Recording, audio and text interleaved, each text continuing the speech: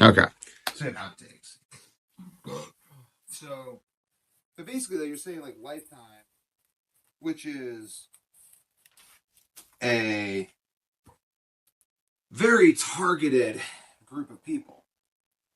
Lifetime Fitness. So, yeah, we're doing the text we're talking about. They're the same thing actually. So why don't we just do the text first?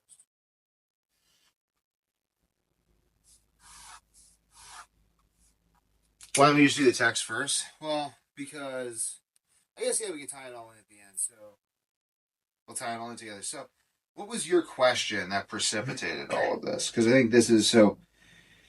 Basically, we're talking about business models. You'll know if you stick around. You'll see us doing that. But we're talking about business models and exactly how we conceptualize YouTube, Instagram, ideas moving throughout Instagram and YouTube. You never sent me your YouTube stats. You just sent me those. Just send me a screen. I will, but I like photos. But to tell me your objection to. I think the file looks like Instagram Wom Tom, Sean to YouTube ideas. Meta sucks for actual No. You're thinking about my YouTube shorts. Like you were basically like railing on the YouTube strategy. You're basically saying that like I've made almost 2,000 videos, and you're like, and to you that was like evidence that I was doing it wrong. Oh yeah. I mean, you made a short where some guy talked about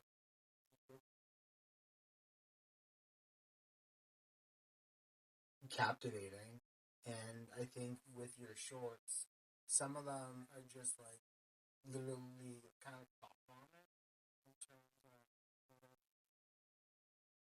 said without regards to the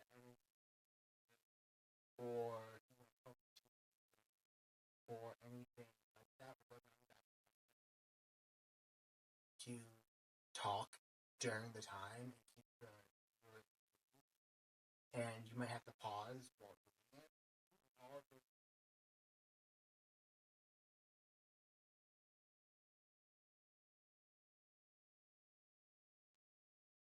I thought you had over 1 million. No, less than half. Tell you with 100% certainty right now, but it's less than half. You're the one with like how many million? You were close to my lead. And what video was that got all those views? There's 2 green screen videos about hunting. Okay, you're at 500,000. And how? But you're at 500,000 views, and you also have like a lot. I mean, for 500,000 views, I'd expect you to have more subscribers.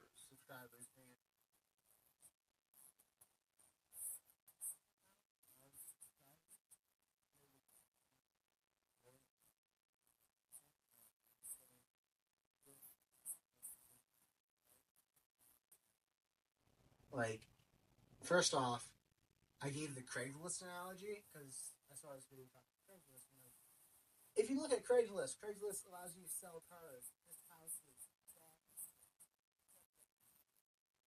other companies form. Zillow. What's the job one? Indeed. Like all these other platforms came up, and they basically just took an aspect of put a nicer user interface on it, and then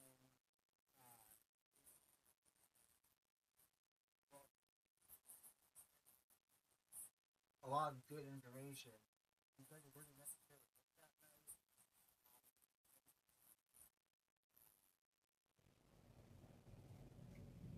Editing, you're not going to get big enough to people. I don't think you can really say Craigslist. It's like, no, it's still there, surprisingly. More brands. And part of that comes from like, you need to like people will watch your videos and like will like to see what happens if everything else is good. Like I don't need to shit on it because it's a shit on is shit. Like, okay, yeah, it's fine. Like, I can present shit how it's supposed to shit. It doesn't matter if I get it's kind of shit. And the way he did it is he hooked you in and gave you shit. Gave you shit to play with. And then you're like, oh, after you do things because they're fun, and you're doing shit about it. It's like ice cream. A lot of TV shows people like. Like, you watch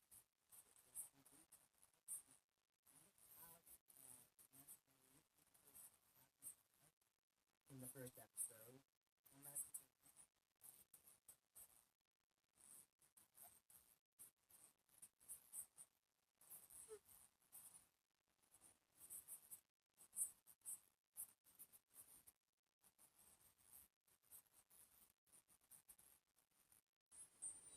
let's see.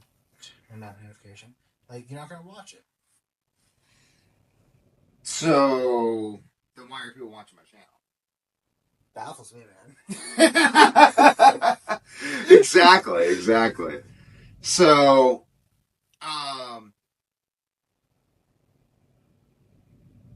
keep going though. Keep going. Like get into like your theories because ultimately, my theory is I want principles. I want us to find the principle of success on. Let's say, what's the principle of success on YouTube? That could be like the podcast name is. What? I mean, part of it is. Uh,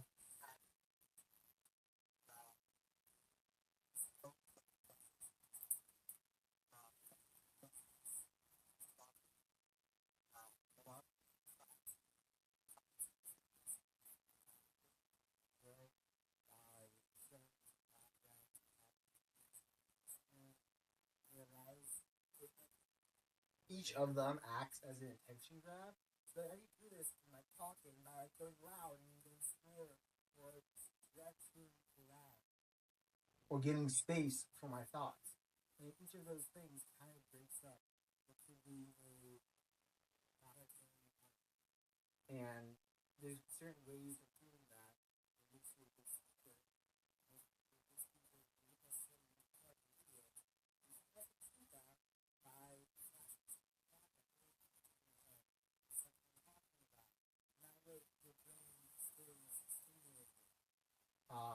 While they're watching the video, it helps people who have lower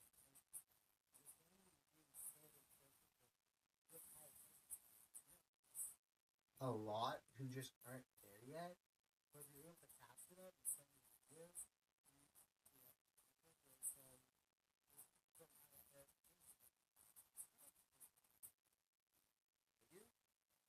You would. Especially my channel. Do you think people could like? But I think that's if you have a long attention span and you're currently distracted. Because like, let's say someone with ADHD, I think would benefit. But like, I think someone with ADHD would benefit a lot from this channel. But I don't think ADHD is low attention span. ADHD is like dysregulated or unpredictable, or it can be unpredictable. I've actually found a way to predict where my attention is going, and I kind of constructed. It's called what? It's called remember. Face the wall with a piece of paper, declaring what you want to do. Actually, no. It's called develop insomnia, and then have to spend your entire 20 teens and 20s figuring out a solution to it, and then just make sure you're so traumatized by the experience that. So there's this line from like the Ave Faria in The Count of Monte Cristo where he writes this amazing treatise in prison. He makes his own paper, he makes his own ink, he makes his own pen. Like he just makes all this stuff for himself in prison and does like this amazing work. And Edmond Dantes finds him and he's like, this is literally incredible that you've done this in prison. How did you do this in prison? He just explains, he's like, well, what would you have been able to do if you hadn't been in prison? The Abbe Faria goes, probably nothing. Like, I love that. It's like, probably nothing. I probably just would have been so distracted by my own intellect that I wouldn't have actually amounted to any degree of focus necessary to actually accomplish something. And I think that that's probably true of myself in some ways. Or at least I'll tell myself that it is, because it makes me feel better. So, I don't know if, like, I don't know. I mean, it's kind of a self-contained statement. Like, would I amount to anything significant if I never had to stop? We'll never know, because I've spent, like, even my childhood, I didn't really sleep. I didn't realize I wasn't sleeping, though, until I was 14. I started trying to sleep really hard, and I realized I was, like, utterly incapable of sleeping more. Yeah, that's the opposite. I was 14.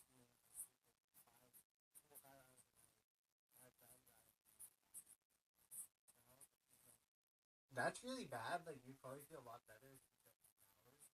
And then the next year, right, we did the same health tracking for 7th and 8th grade, and I was getting 8 to 9 hours a night. And I was like, oh yeah, I'm like way better.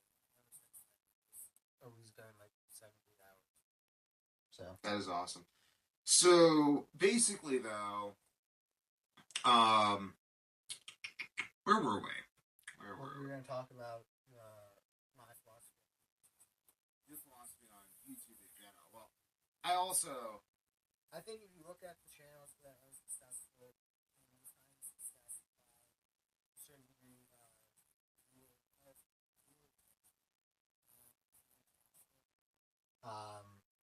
they have certain ways of editing their videos in order to act as pattern interrupts, which keeps the modern brain more engaged.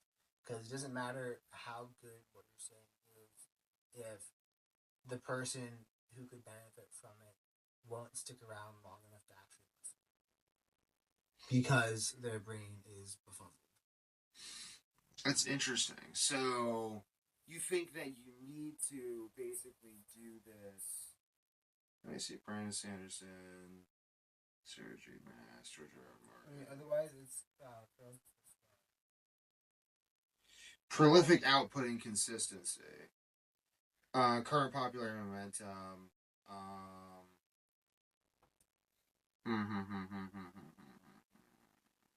Sarah Moss. Net worth estimates 50 million.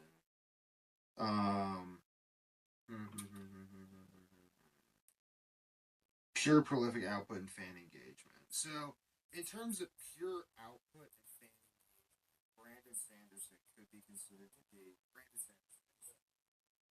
Honestly, like, I've just kind of like started to become aware of this guy. I just started researching Kickstarter, but he's like one of the most successful Kickstarter people of all time.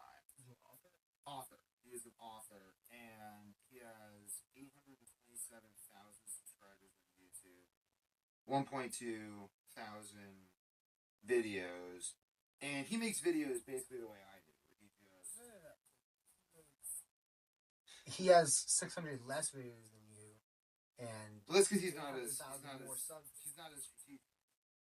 as strategic as I am. So the thing is, so again, it's like it kind of defeats the idea, and this is one thing I want to do in this is see if we can defeat this idea. So there's this idea. I'll put this way. I don't think this is just your idea. It's like this idea that proliferates throughout our culture, which is that, and it's like you see like Alex Hormozy spreading this, and like basically everyone's spreading this. It's just like you need to like cater to your audience. You need to. I mean, here's the thing. This is interesting. So, someone said on YouTube, they were like, what you have to do to be successful on YouTube is you got to just like make tons of videos. When you find a video that becomes popular, you just make only those sorts of videos. And that's sort of the way people seem to approach YouTube. Is they're like, I'm just going to make a ton of different types of videos, and this would be counting to 1 million or something. So I'm going to make a bunch of different types of videos, and then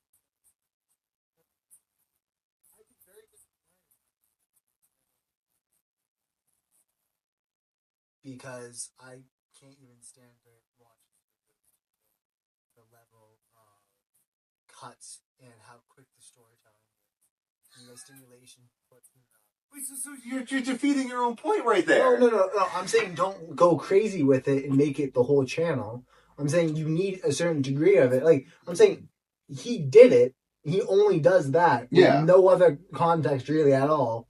And he's able to blow up. But what I'm saying is, I think you need a little bit of it to then hook people, to then share your message with them.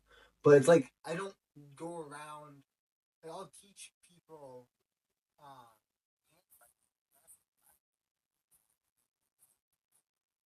Yeah. Like only the handband is kind of stupid. And I have a whole match that. Alternatively, there are styles of wrestling that involve on entirely, like the Japanese. You watch the Japanese. They will tie up if you force them to, but they immediately break the tie and then move into. No. I would actually say the Japanese wrestlers don't really. They actually don't really hand fight. Like basically, when they're wrestling, they look like this, just elbows to the sides, and they give up no space. And if you force them to, they'll basically immediately tie up, take angle, break, tie up, and shoot. And so I don't know. I think that's just a random point, but there's this idea on YouTube. I want to articulate this because this is like the thing. This is the thing. Okay, here's the more comfortable.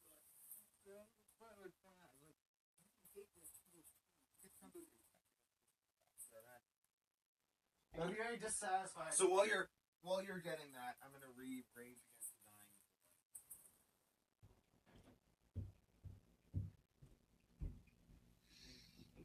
Dying. Oh yeah, I like this poem very much. I don't really care about speaking in the fake Scottish accent that isn't really Scottish. I just feel like a silly person, so I like to be silly because it's fun for me. And I think that the fundamental principle of YouTube is to be engaged with what you're doing. Then listen to the music.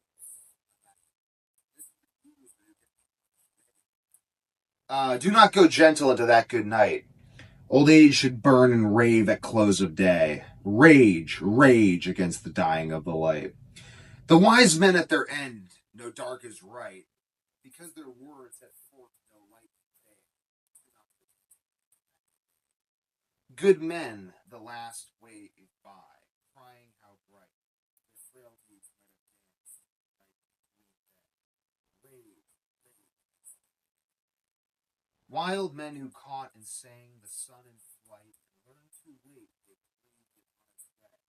Go gentle into that good night. Grave men near death who see with blinding sight, blind eyes could blaze like mirrors in the dead. Rage. And you, my father, there on the sad height, curse less me now, do not go gentle into that good night. Rage against the dying.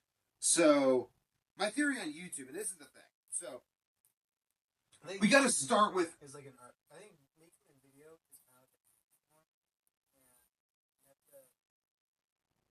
like no one would give a shit what Casey Neistat did, what Brandon thought.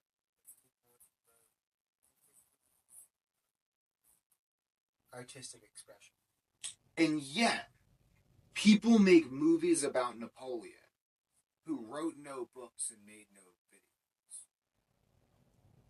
It's almost as though the deeds of a man precede him. Unless he wants to become an excessive marketer.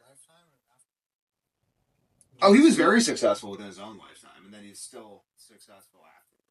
So that's the thing. It's like, well, let me think of another example. Hitler gave lots of hits, and he became a very successful politician. Now, I'm not trying to be Hitler, but can't deny the man was extremely good at what. So fundamentally, yeah, but that's also what I'm saying. His videos, Owen Cook's videos, Elliot's videos, energetic rant. You don't watch my rant videos, though. So you don't really like that's kind of like you're kind of making my point for me. Like I do like. If you were ranting in your shorts and it was an energetic rant, I'd listen. Well,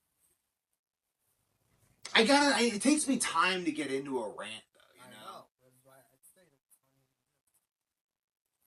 No, it's not. Like, it had to be a woman. It had to, like, a woman. No, they're more like thought punctuation. It's like thought punctuation.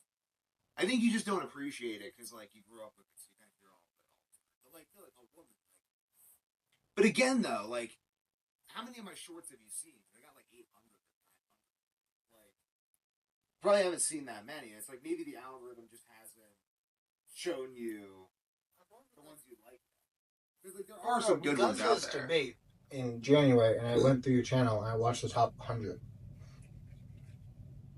I mean, like, your second most popular short, maybe your most popular short, is literally just look, the tree, Boston. And the next one is Red Brown. You're like, look at this thing. Yeah, they just got rid of the men's bathroom train. So this is actually, I'll get into this in a second. This is precisely what I want. Those are your top 3 videos. Yeah, I mean, this is precisely what I want us to be talking about. So again, this is sort of the thing. Is like YouTube. So there's like a lot of videos right now. Like I'll go on my channel right now, go on Shorts, see like what's being watched right now. And then I have nowhere to pee around. Now it's still being used for that. This video I made didn't get any views for like the first. I'll see if you can see that. It didn't get any views for like the first year I made it, and then it just starts taking off. So this is where.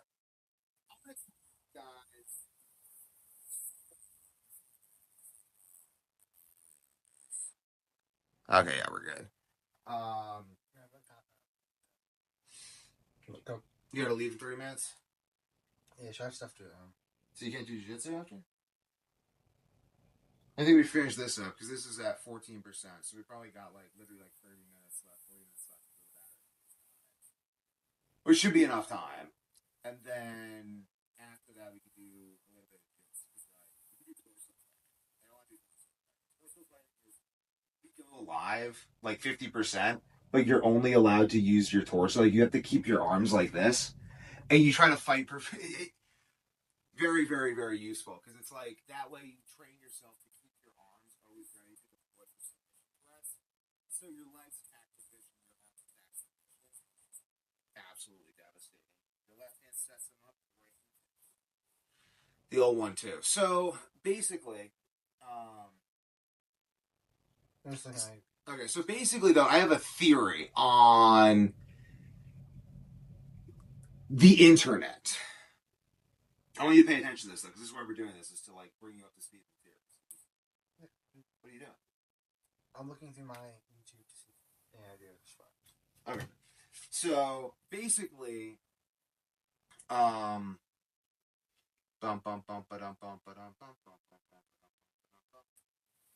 so, let's start with the history of the internet. So, my dad worked for Netscape. That's so funny. Wow, we're an internet family. Okay, so my dad worked for Netscape, and that was the company that invented the internet browser. And then he went around selling the internet browser to tons of people. And maybe we just skip that. No, it's cool. I think it's cool to like bring that up. He went around selling the internet browser and stuff, and then people started using the internet because before the internet was like died, basically. Like, you had to already have a website. You couldn't just like go search a website or look up something. You had to already have the I'm doing this for you. So you have to like search. You couldn't search the website, so you have search function enabled, and then there's the .com boom. This is important. There's a .com boom. This is where like you see like website like cats.com, pets.com going for like the URLs are going for $1 million. It's all out of proportion because everyone's realized you can make money through the internet, and then the username cats.com. No, pets.com like went for like. I think like $1 million. You think it's worth it? Pets.com. Yeah, but I'm saying there were lots of other URLs that were selling for like tons of money. It was basically.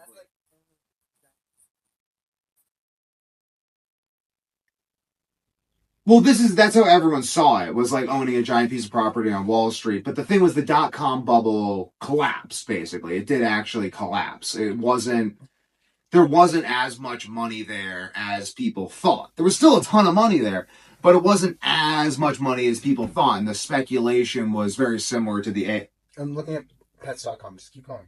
No, I'm telling you, if you look at it later, it doesn't really. It's not specifically relevant. So. Just keep telling me. I want you to pay attention because I'm literally trying to like unify this idea. Like you're kind of like I basically think that you're like kind of retarded on this topic, and you're like literally going around like, and I'm like, Jason, we have to like look at reality. You're like, editing video, editing. So I'm trying to help. So, they call Steve Jobs a dickhead. Maybe he was, but he made a lot of people a lot of money. So, but basically, you have the .com boom comes, .com boom collapses. 2008, everything. Things kind of settle out. 2010. This is where you see Vine. See Vine in like 2011. Vine 2011, really big. Before that, it was like iPhone. Like there was like the iPhone app, and then YouTube was cat videos. Like the Brothers Green. I think the Brothers Green. Like John and Hank Green. It was like people making like personal project videos, cat videos, and then like weird like Dora the Murderer. I used to watch those 2007. Like Dora the Murderer, cats. Yeah, like just weird shit. Dora's got up, Spikers on, like Elmo's got up, Fingers on the run. Elbows tied and leg, 911. Fucking understand. Was he tied up? The ultimate showdown of ultimate destiny. Like that was like YouTube that. So then Vine comes along. Here's our mysterious ticking noise. It's a pipe bomb. Yeah. Like, yeah, I love that stuff. Weird Al. Weird Al was like on YouTube at that time. I think Weird Al was like before YouTube too. Weird Al Yankovic. So that was like YouTube, and that was like music, basically. And that was kind of like YouTube back in 2007 to 2011. And then Vine comes along, and that's where you have the Paul brothers. The Paul brothers got big on Vine. And they got big on Vine by repetition. Like, they just got amazing at capturing people's attention. And they're actually still amazing at capturing people's attention. But this is almost where I think the problem is. Is that everyone's focusing on attention, but no one knows what to do with it when you already have it. And now this is going to form a beautiful thesis. So you see Vine. People getting big on Vine. Vine goes away. They move to Instagram and they move to YouTube. But the next big wave of influencers was Instagram. Instagram from like 2011, 2012 to like 2014, 2015. And here's the thing, and I've experienced this too, and I'll tie my story in, so I'll summarize this and I'll tie my story and I'll kind of elaborate on the past a bit. So, what happened once you got a bunch of people? So basically, like, this is the thing. People see it as like, oh, fine. Instagram, YouTube. That's wrong. That is the wrong way of looking at it. This is why everyone's confused. It's person phone, person iPhone. That's what the pattern is. That's what no one's understanding. They all think it has to do with the pattern interrupt. It has to do with the, like, okay, I got a book down there. It's called Ulysses by James Joyce.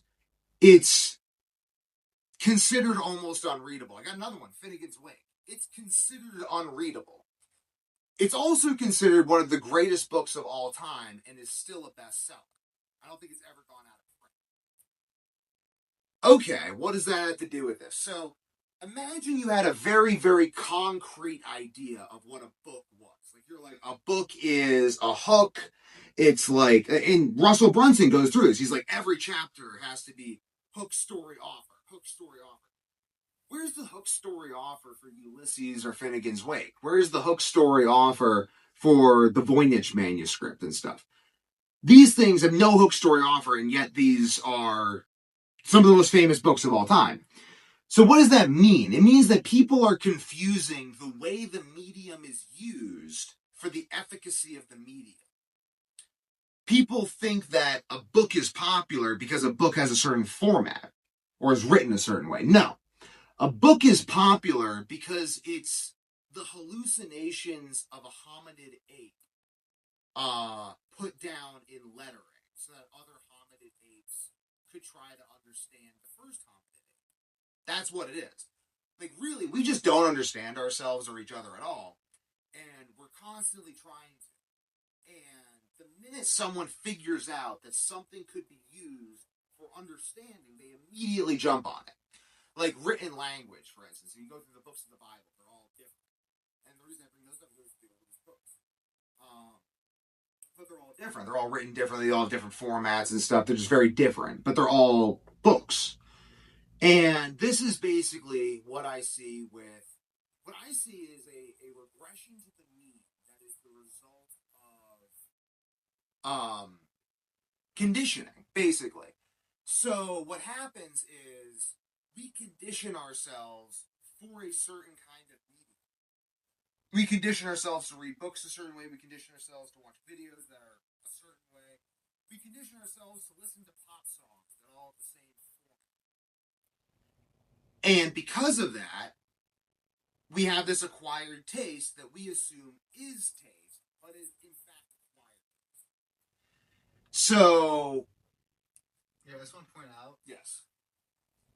That my autism loves psych, and I think Breaking Bad is because it's too much drama. I think a lot of TV shows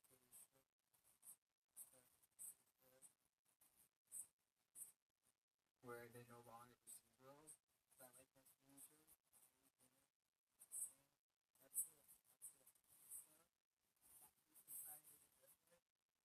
All the writers that change the exact subplots too. I just feel the exact same way. Make full 6 seasons of it. You don't really watch TV anymore because I realize it's not fair to anything. Besides when I'm sick. When I'm sick, I'll watch TV. This shows me.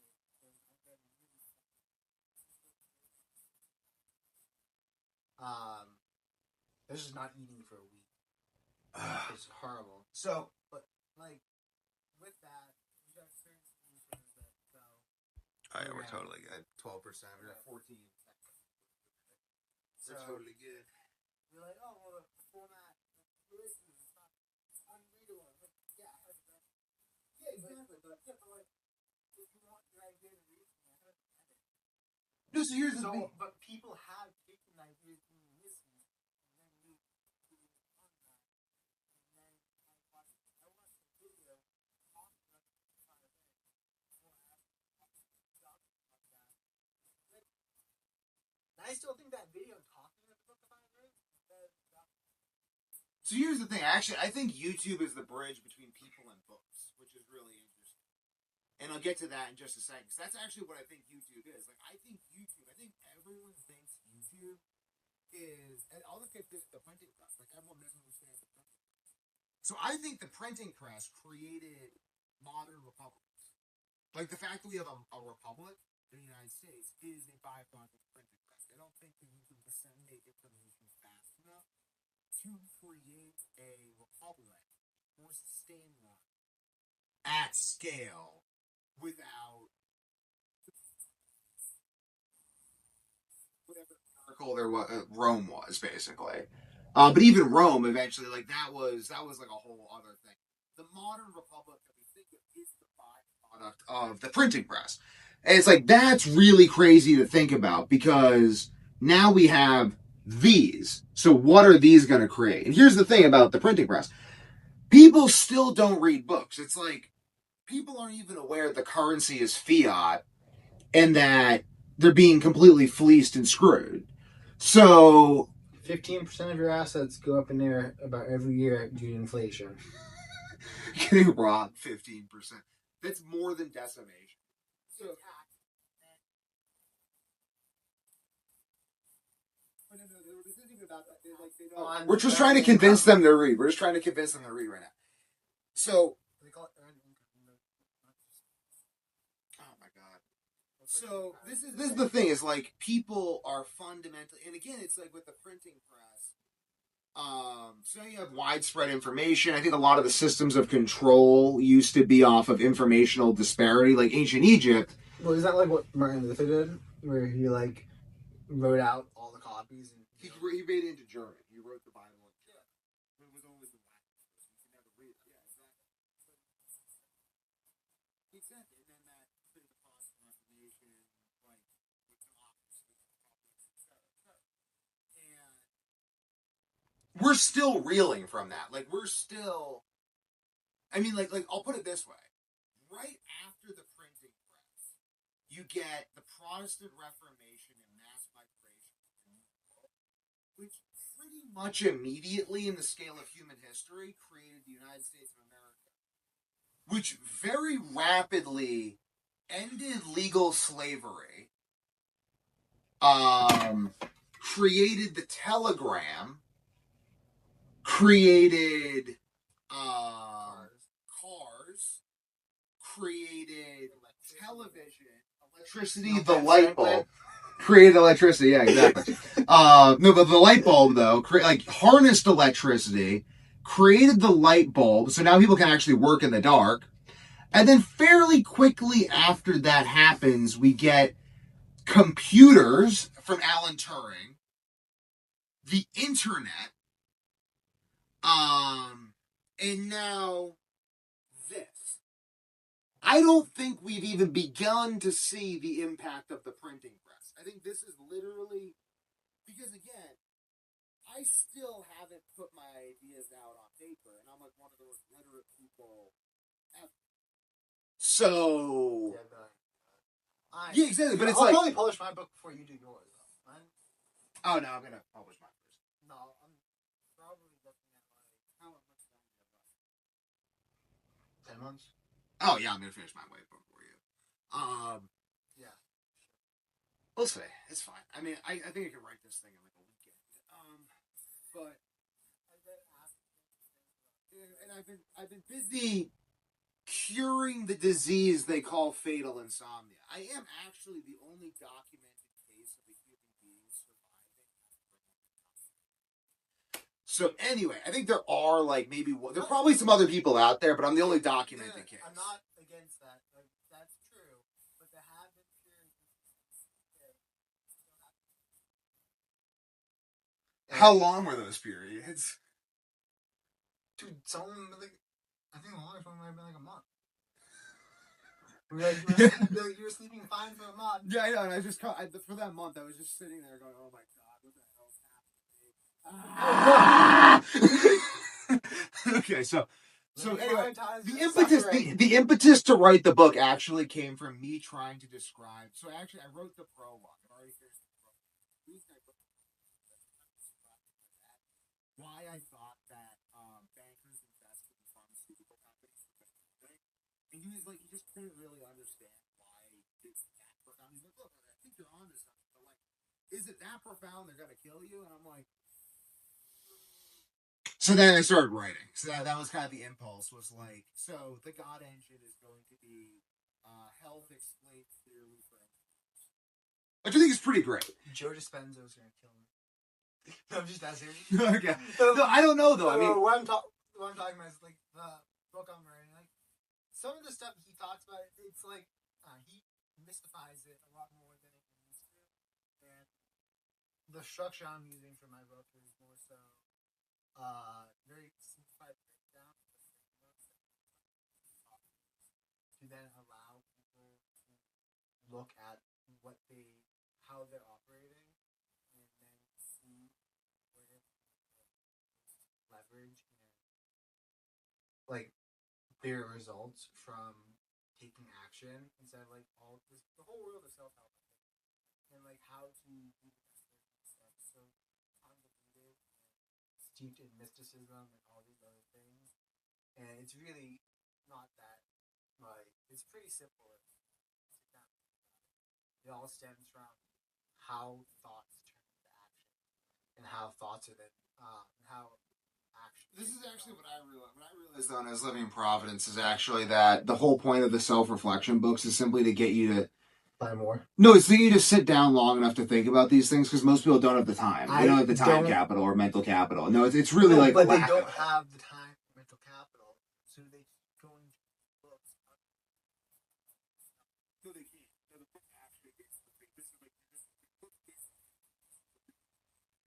forces them to connect their own life to the book, which like they need the structure of it. You know the thing about this is the fact that the story itself stays. They need those letters to give themselves structure because they lack the mental energy to find the structure without that. Maybe they could if they had like 3 weeks, but they just don't. And that's where I think it comes in. Because I had that thought too. Like I remember I was like, We'll see what happens. I mean, so anyway, though, I want to get back to. No, so, but the point, the reason I thought they were gonna kill me is because like ideas get suppressed all the time. I'd be a fool if I thought that people were gonna welcome me with open arms for telling them that they missed something so massive as killing tons of people. Yeah, there's just so many problems with the medical system, the health system, and what passes for science these days that I've just decided to go all the way to the bottom, and I'm just like, I'm just going to assume they're going to try to kill me, and I'm going to build systems off of that so that I can be pleasantly surprised when no one dies, rather than unpleasantly surprised when I get canceled, and then I'm like raving about how like they canceled me and it's unfair. They get stabbed by a homeless man in Northern So, no, I'm bringing that around. Bringing it around here.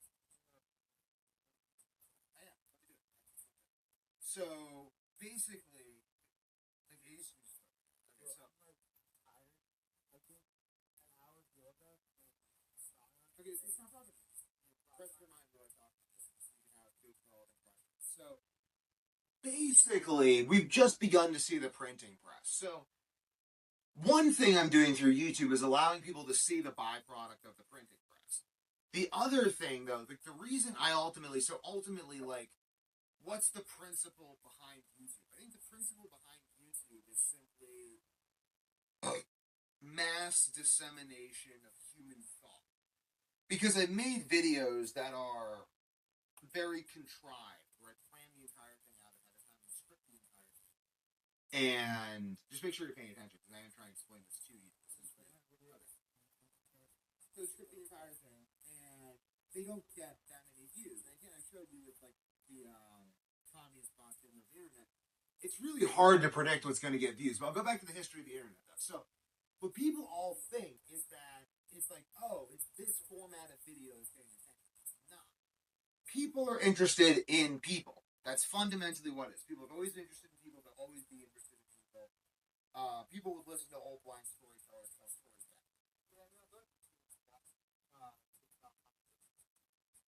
And I think it's interesting. Yeah, exactly. It's voyeurism almost. It's basically just like I want to see into people's lives. So that's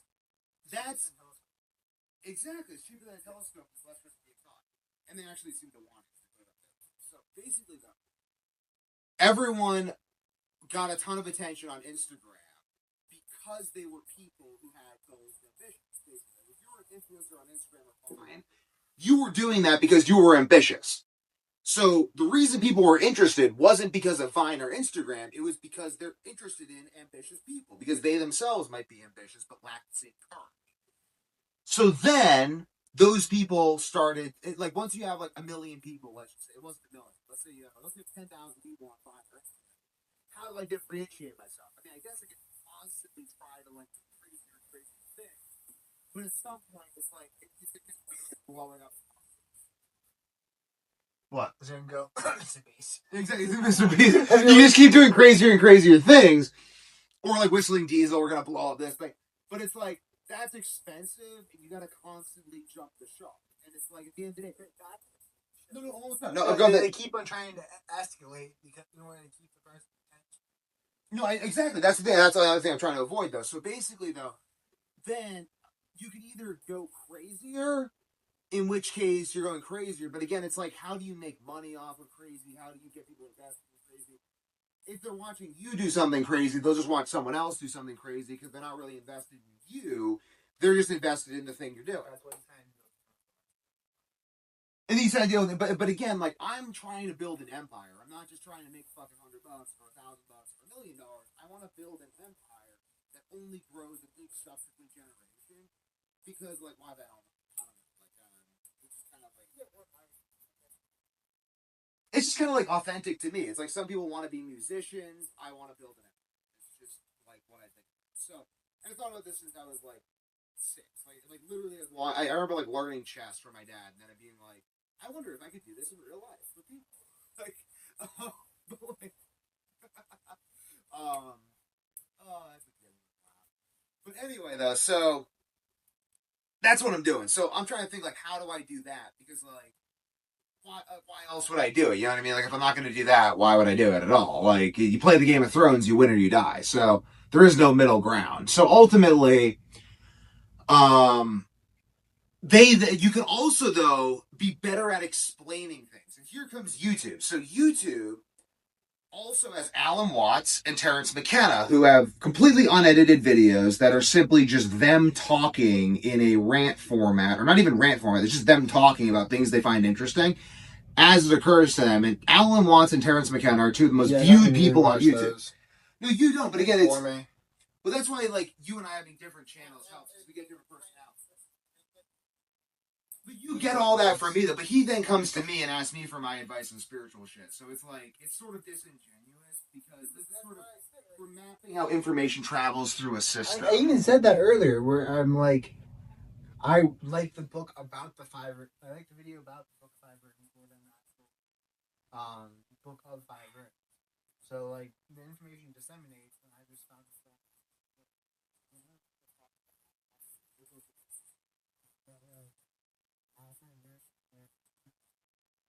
So I'll watch their shit. No, that's fine. That's definitely fine. But again, it's still driving viewership to Alan Watts, because the person making that content has to go back to Alan Watts to get the content that it's turned into the content you want. So I'm fine with being that guy. Like, I'm fine with being the guy that all the business owners watch. I'm fine with being the guy that the people who educate the business owners. Like, that's who I want to be. I don't want to be anywhere but the top of the pyramid. That's the only place I want to be. Emmanuel? That means God is with us. What?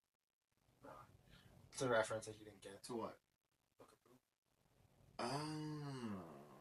Tell me about that for a second. I'm interested. It's basically the puppet.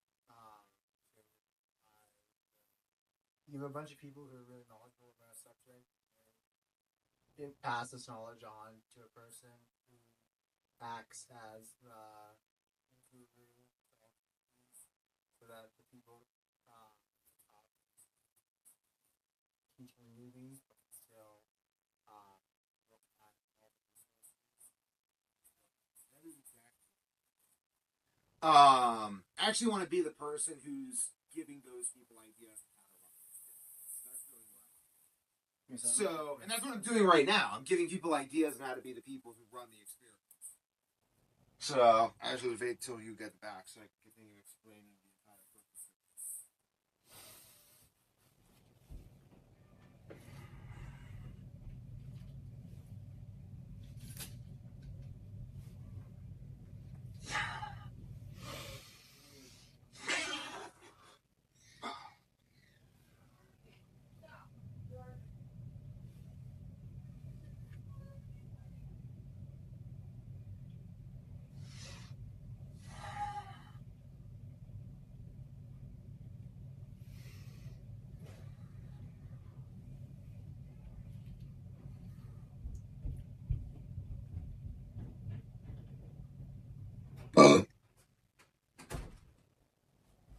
So, basically, you can also become the idea person. So that's sort of what YouTube then became, was the idea person. And then you have people like Elliot, who, like, Elliot liked YouTube more than Instagram, so he didn't make videos on Instagram, make videos on YouTube. And he blew up when everyone moved from Instagram and Vine to YouTube, because fundamentally, like, people who followed those people were following them because they were interested And then they followed them to YouTube, and that's where you saw YouTube shift from like brands, science videos, very niche. It was like a niche platform to a personality driven platform.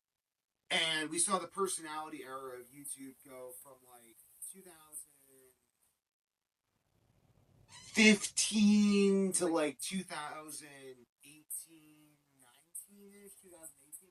And basically what happened was people got so, they became so aware of how much YouTube had potential as a platform that they then started putting tons of money into it. People started like, but then that's where you get like Mr. Beast and stuff. A lot of like Mr. Beast, I think, started on YouTube during the last boom, basically, and started like putting tons of money into it. Basically, like made YouTube into a business. I don't think YouTube was ever really a business. I think YouTube.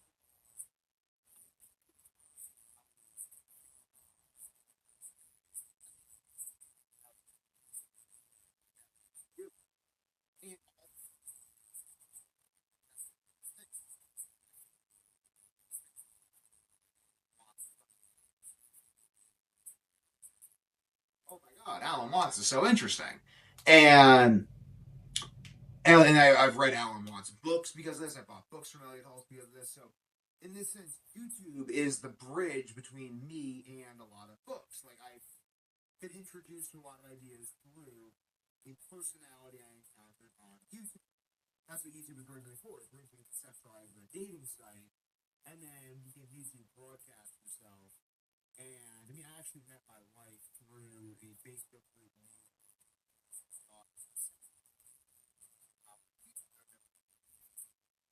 It's so powerful because it's organized. You can watch a movie on YouTube, and then you can watch a commentary on that movie, and then you can watch someone shooting a bow and arrow, and then you can watch like listen to a song about archery, and then that song about archery has like some heartbreak, like it's mapping the collective unconscious basically. So then when YouTube became the focus of all of this money, attention, people trying to become popular on YouTube very quickly, I think a lot of people lost the plot. They thought it was the ending. You see Elliot Hulse. Elliot Hulse started doing highly edited videos with really good hooks and stuff and everything. I just lost interest. I stopped watching because I was just like, I don't really want to see that. I want to see Elliot just stand in front of the camera and be Elliot because I'm a voyeur.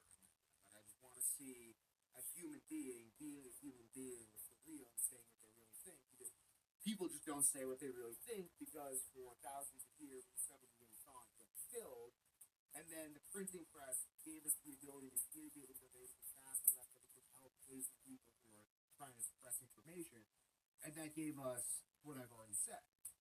Literally, like that's the pattern I see. That's what's actually driving all this. I don't want, and again, it's like, what kind of attention do you want? Like, you can have the short-term attention of people who are interested in niche or whatever, book or whatever you have. Or you can have people who are actually invested in reading what you're getting and listening and understanding.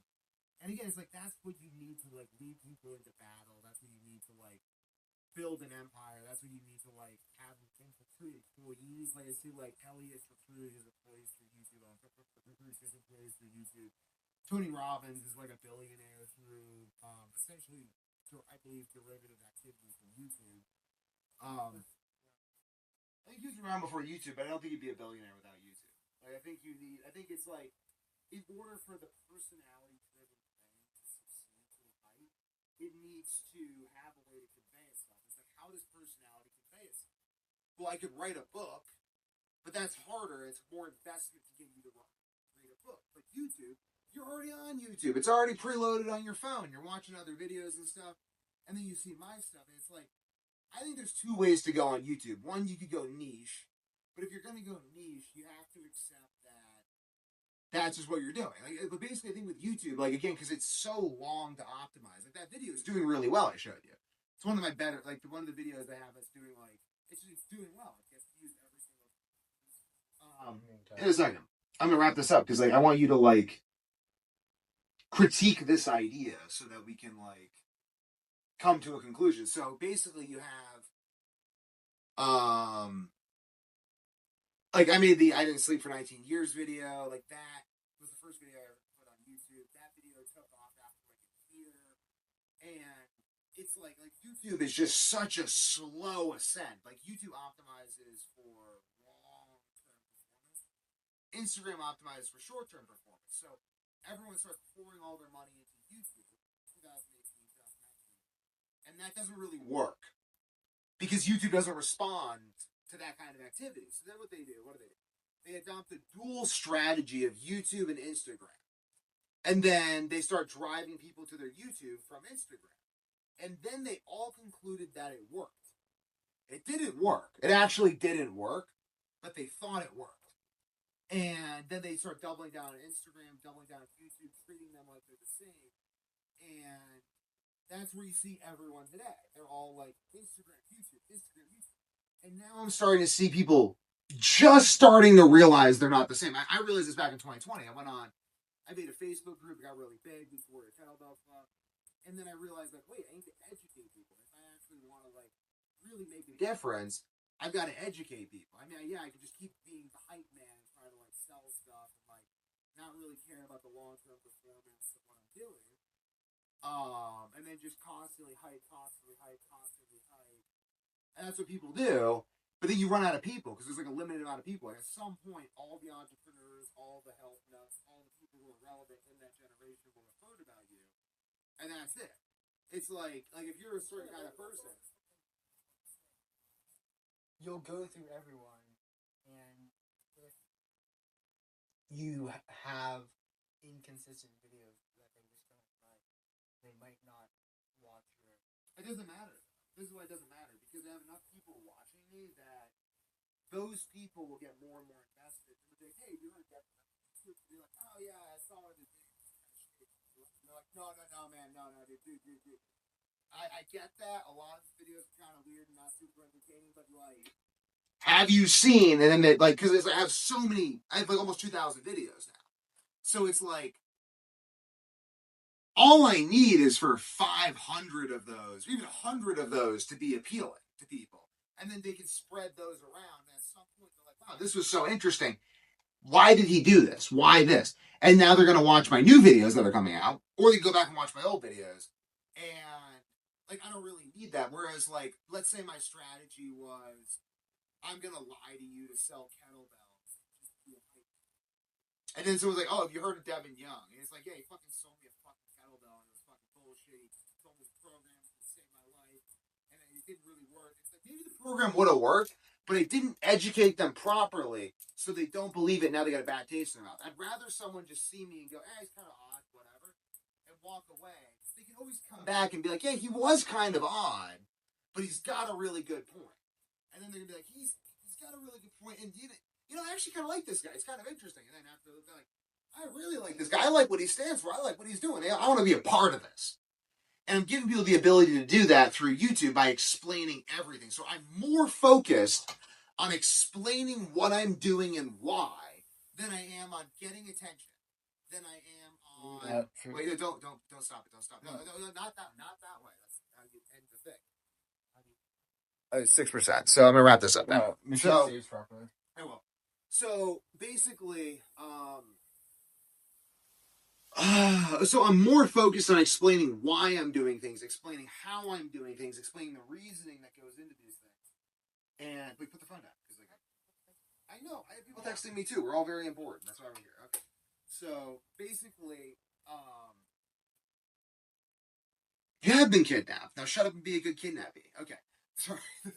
But like, so basically, I'm a little angry because I've just like come out of like a 2-year-long stopping episode. The first really nice series, which is why I read the Brave. So basically, though, okay. So basically, I'm more focused on explaining. I'm more focused on putting the information out there because once the information is out there, it is always possible for people to figure it out. Whereas, like, let's say I focus on a hyper simplified message that was like easily consumable, and then people they like that message, and then they can't understand how everything else fits in, and then they lose me, and then someone else comes in, pumps more marketing money into that message. It's just stupid. It's like, I'm not going to try to make myself comprehensible. I'm going to try to make myself useful. And at the point where people realize how useful I am, which there already are, those people will watch my videos. And then them watching my videos because of their utility will make them understand. That's the thing. It's like, ultimately, like, you can see a hammer. You don't necessarily understand all the things a hammer can do when you see the hammer. But you can figure it out. If the hammer's well made, if it's actually useful, you'll figure it out. My channel is actually useful. So people will cut my videos up, they'll make them into all these things.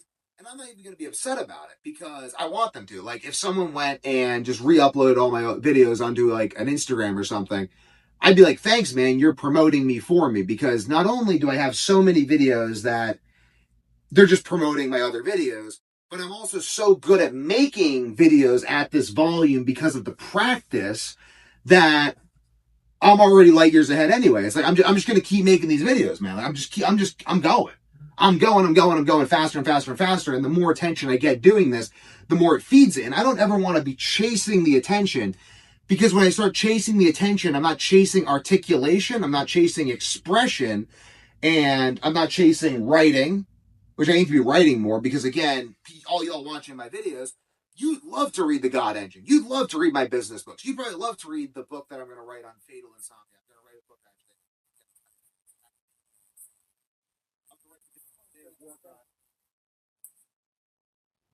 To the right people. I mean, again, I don't really care. Like, I'll just write another book. I'm going to write The God Engine, Agrippina Exeata. It's the technical term for the state where your brain locks into sleeplessness and then you die. That's the term. They have a term for it. It's called agrippina. It's like a grip.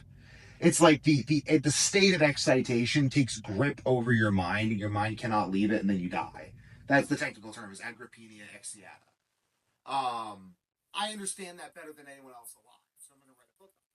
Agrippina exeata. I am going to, and I'm just going to write books. Like, I don't really care. Like, if you don't like that book, whatever. You know, copyright is life plus like 7 years, so my kids will be getting plenty of books from it. People understand the value of it in the future. So again, Brandon Sanderson, volume. Like, he writes. I just heard about him. I'm one of those prolific readers of my generation. I just heard about this guy and started becoming interested in him like this. But you know what? I might go read all of his books. And you know what? There's a hell of a lot of them, because he wasn't focused on promoting his books.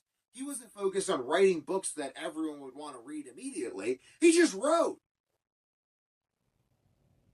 And he got so damn good at it, evidently, that now I'm going to read all his books, probably.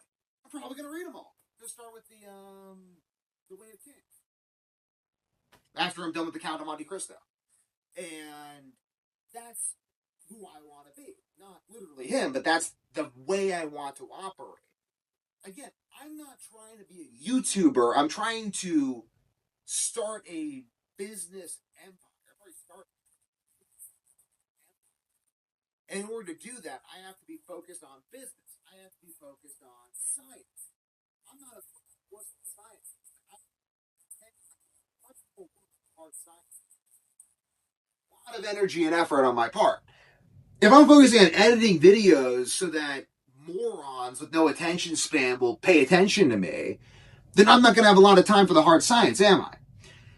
And it's like, I don't really care if the morons with no attention span pay attention to me anyway, because at the end of the day, I'm not trying to be a flash in the pan. I'm trying to be the sun. Got a sun on my arm.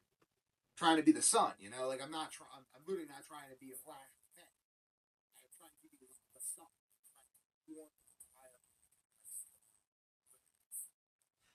And in order for me to do that, I can't be focused on attention, which is not only unpredictable, but fleeting. It's fleeting. It's very fleeting. Or, again, like that video on Chinese Communist bots, it wasn't edited. It was just this like random video I made about how there's a lot of Chinese Communist bots on the internet leaving comments. And because the idea is valid and accurate, it's getting a lot of views. People are actually interested. And that's the same with all my videos, is like, but again, though, like, I think even if I made videos pandering to people, I think it would be. It's not within my personality to do that well, and so I'm not even gonna try. I think that the Muse will call me to make many edited videos and documentaries. The Muse is calling me right now to write scientific articles. Again, though, I mean, if you watch a few of my videos, buy my book, read my book, and then go, "Oh my God, this guy's a genius! He's gonna change the world." I don't need to edit my videos. You're just gonna watch them because you think I'm a genius who's changing the world. And if you don't think I'm a genius who's changing the world, then screw you. I don't really care. Like, whatever. I am a genius who's changing the world, so I'm just going to be that. And if people can see that, they'll see it. If they can't, they won't. That's all it is. But for me to focus on conveying that, this putting the carrot before the horse. What everyone's doing on Instagram right now is all throwing Instagram. Instagram responds to followers. YouTube responds to time, ideas, continuity. It's like your videos have to have a central theme. So the central theme to my videos is things Devin Young thinks about while he's being a scientific genius who's changing the world. So I better be damn focused on being that scientific genius who's changing the world, because otherwise my videos will lack a strong central theme. Truly. So basically that's the whole kicker of it. Is the reason people watch my videos, to my understanding, is that. Like, if you're watching all my videos, it's because you're interested in how I'm becoming healthier, maybe how I'm going to try to win the 80s this year, how I'm going to win the 80s this year.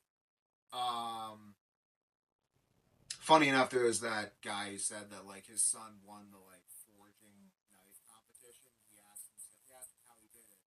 Because he'd never used any tools before. He said, I imagined that I'd already won. And then I tried to remember how I did it. That's what I'm doing now, too, honestly. I'm like, okay, I'm already the emperor of New England. Not even emperor. Like, I don't even need to be emperor. I really just want to, like, basically be the guy behind the scenes.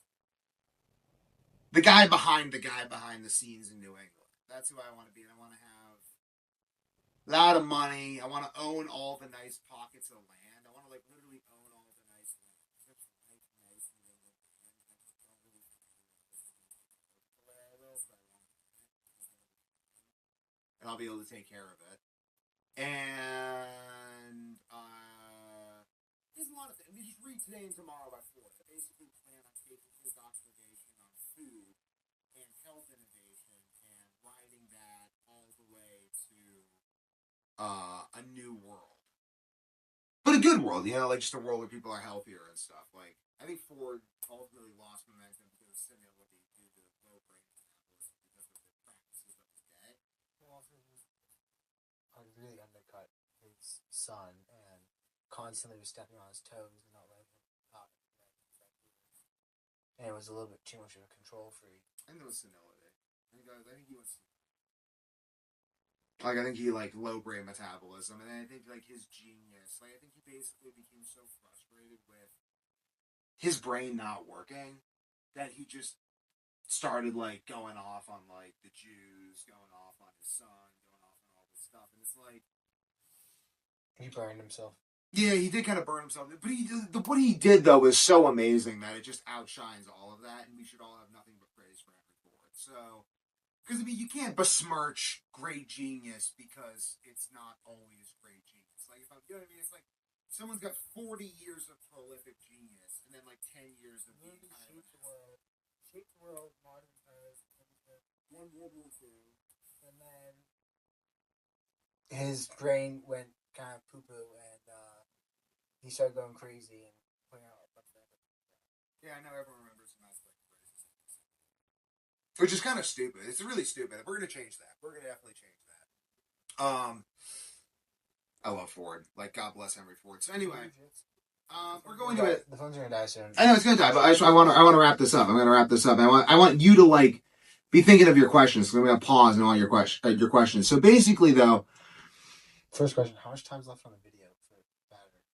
Oh, probably like 5 minutes. So let me check. So, we got like 10, 20 minutes left. So I'll wrap this up in like 10 minutes. So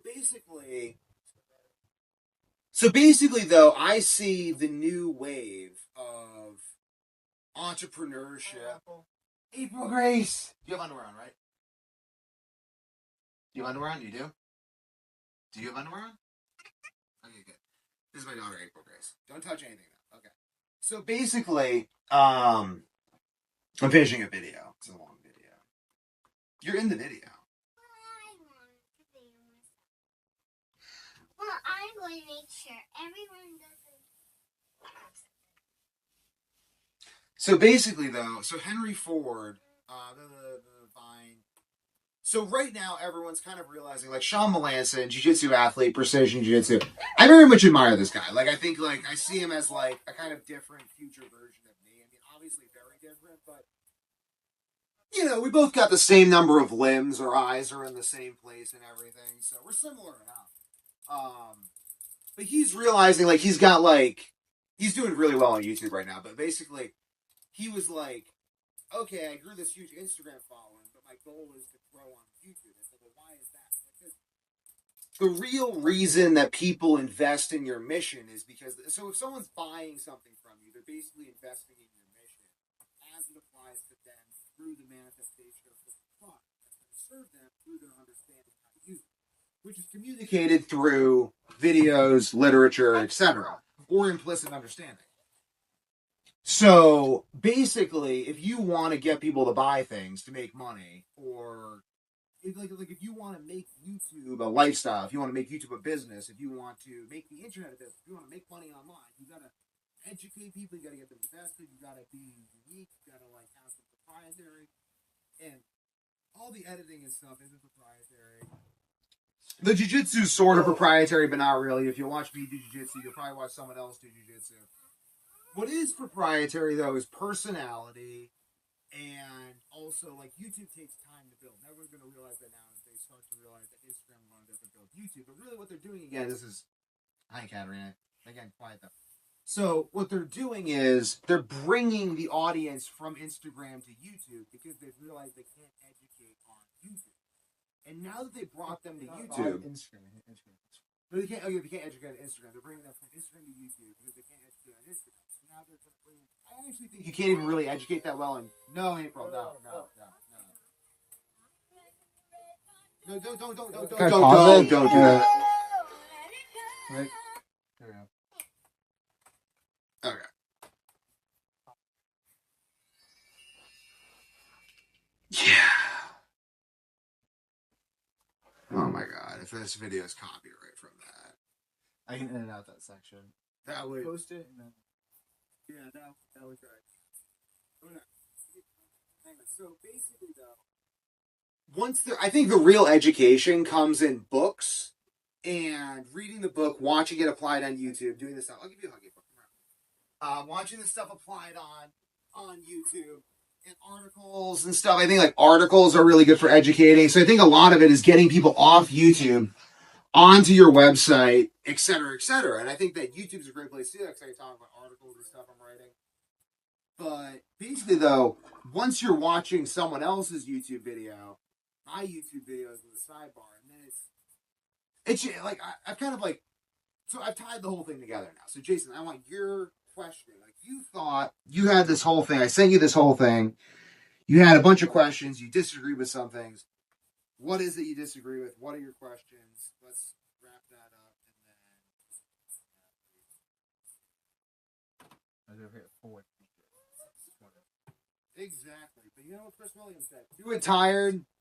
Do it with your kids in the video because they're ultimately going to continue my empire after I'm dead, so they need to get used to this shit. At the end of the day, the military capacity is simply the ability to deal with a high degree of variance.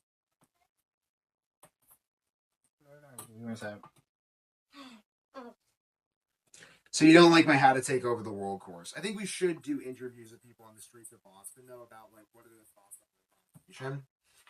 Because I found like when I just bring it up to random people, they're really receptive to world domination. They're just very, very receptive to that. So it's a very encouraging idea.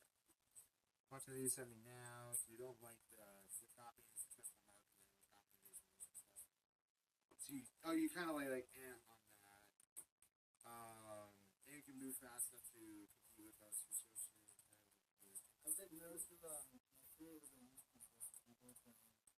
I get to know you. The real danger is when someone's so obsessed with trying to make videos that stuff really fun. Then you stop your feet their nebula wave. And I think people easily exist. They're up open and people I think to learn that is cause as much confusion and waste work. I think everything that isn't someone getting to know you right now, YouTube is just TV, but it doesn't just decide. It's, about broadcasting stuff, Meta is the best thing in the world. I said no to that, and now I use Meta. So you kind of don't really. I don't use Meta, I don't know.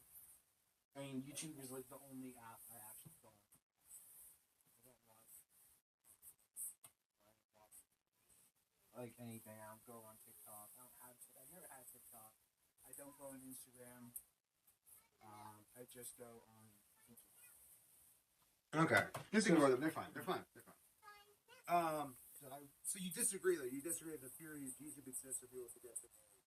Yeah, I think you can go to this people get married. I just need to think about how everything is on Facebook and That's interesting, but you also might not be. I don't know. That is interesting. That is interesting. So you don't even use Facebook. You might be such an atypical consumer, but I don't know. That's interesting. That's to be investigated. But is there anything else you disagree with? The real kicker of that isn't that. Nothing else I disagreed with. I just gave you a question mark on one of the things you were saying, which was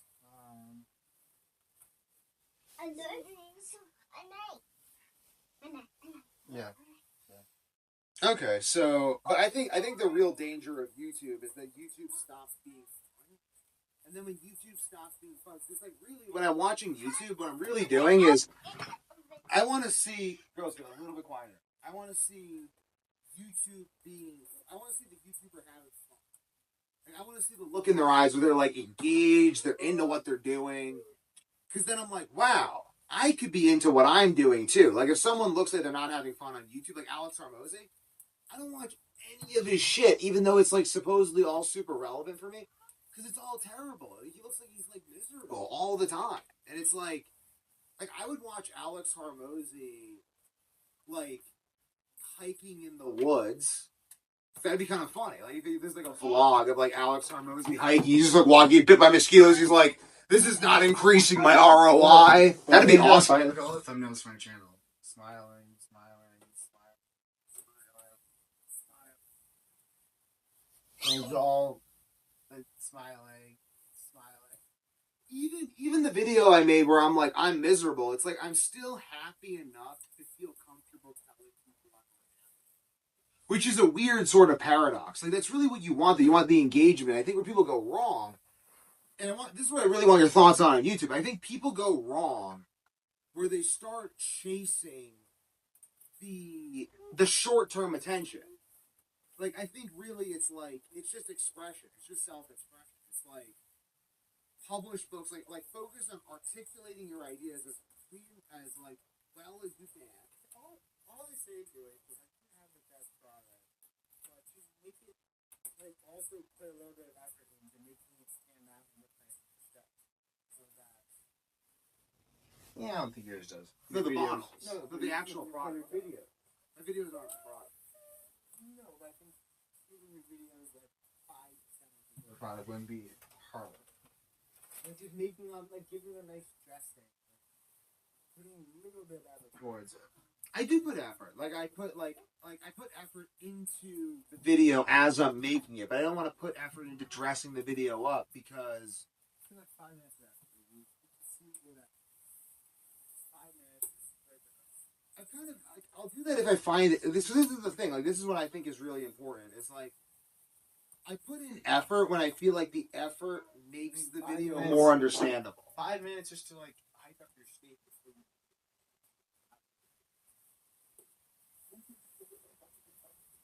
No, he definitely did. No, but I'm not trying to be Hitler though. I'm not trying to be Hitler. No, but he was saying kind of mad. No, he definitely was very charismatic. So I think, but I think ultimately that the real state pump for these comes from the fact that people can't. We are making it. So I think the real state pump comes from the fact that, like, right now, I can make this video and I know I'm gonna get views with my kids playing in the background, with a rainbow flag behind me, with a nugget couch podium, and yeah, like I'm gonna get views because I'm Devin Young, and what I'm doing is awesome, and people want to hear about it. And to me, the state pump I get from that is like right now, like I'm probably more tired than you because I just had a third kid. But like you seem more tired because I'm drawing state from this, and the reason I can draw state from this is 1900 videos. 1900 videos. Like you're still like you have doubt that people are truly just interested in what you think because you're Jason Young. I have no doubt whatsoever, and that just pumps my state. And the thing is, because it's predicated on just me, I can do this forever. Like if I developed insomnia again, I can, which I'm not gonna ever fucking do because I'm from these fucking trichomonas and I was shit 3 fucking times, and fuck that shit. But again, no matter what happens, I can make videos like this because I'm not dependent on a studio, because I'm not dependent on anything. I could freaking borrow a stranger's phone, log in, and start taking over the world.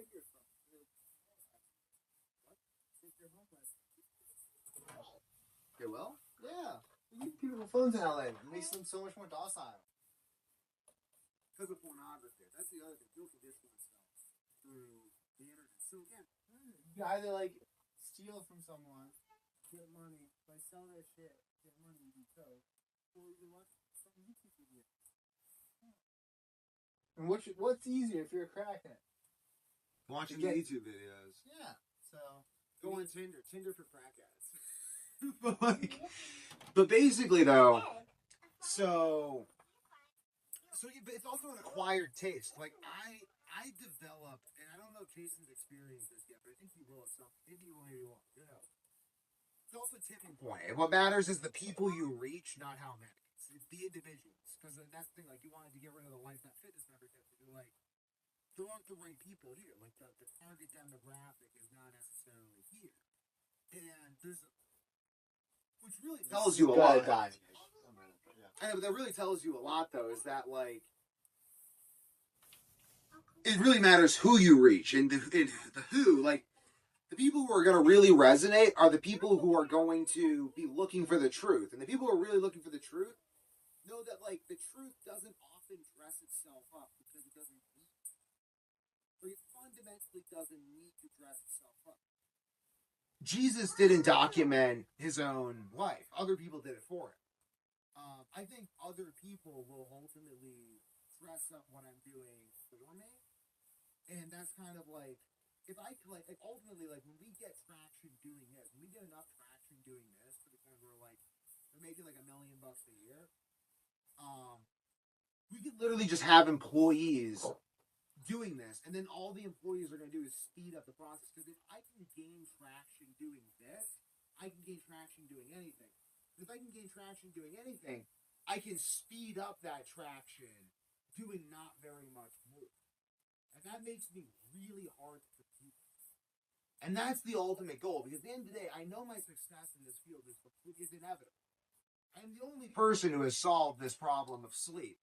And I'm waiting for everyone to realize. There's already many hundreds of people who have realized that, but I'm waiting for more. And they're coming every day, more and more. And ultimately,